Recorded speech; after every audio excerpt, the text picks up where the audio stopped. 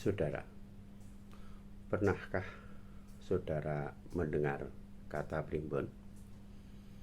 Atau sudah mengenal dan bahkan menggunakannya? Lalu, apa kata pakar?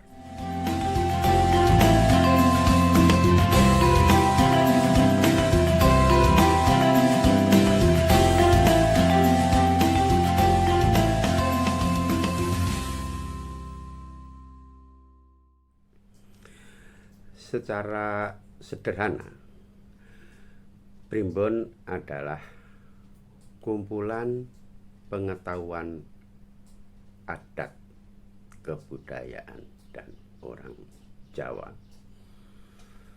seperti petangan hari baik dan hari tidak baik untuk melakukan sesuatu, watak dasar manusia berdasarkan waktu kelahirannya yang meliputi hari, tanggal, bulan, mongso, wuku, tahun, windu, dan berdasarkan keadaan fisiknya, tafsir mimpi, perjodohan, dan seterusnya dan seterusnya. Demikianlah, maka primbon mencatat, misalnya,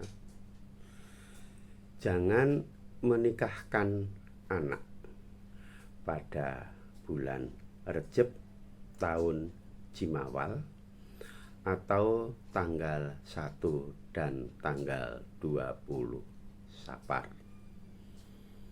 Anak yang lahir pada hari Jumat mempunyai watak dasar pemurah dan disayangi teman-temannya, sementara anak yang lahir pada pasaran Kliwon banyak mau tetapi cenderung ceroboh.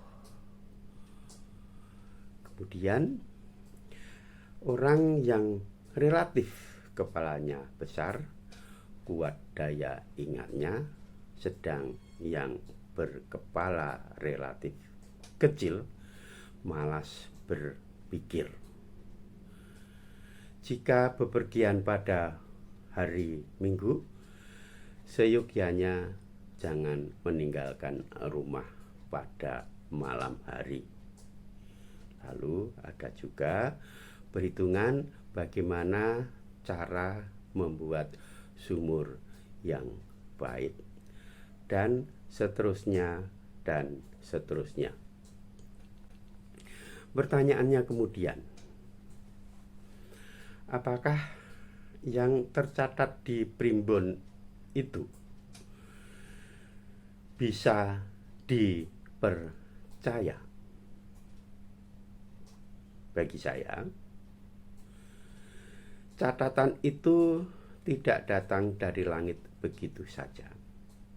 Tidak dicatat demikian saja secara asal-asalan, tetapi melalui proses panjang dari generasi ke generasi, melalui pengamatan-pengamatan yang tentu saja menggunakan prinsip-prinsip penelitian seperti yang kita kenal sekarang, meskipun tidak secara ketat dan tidak menggunakan istilah-istilah akademik.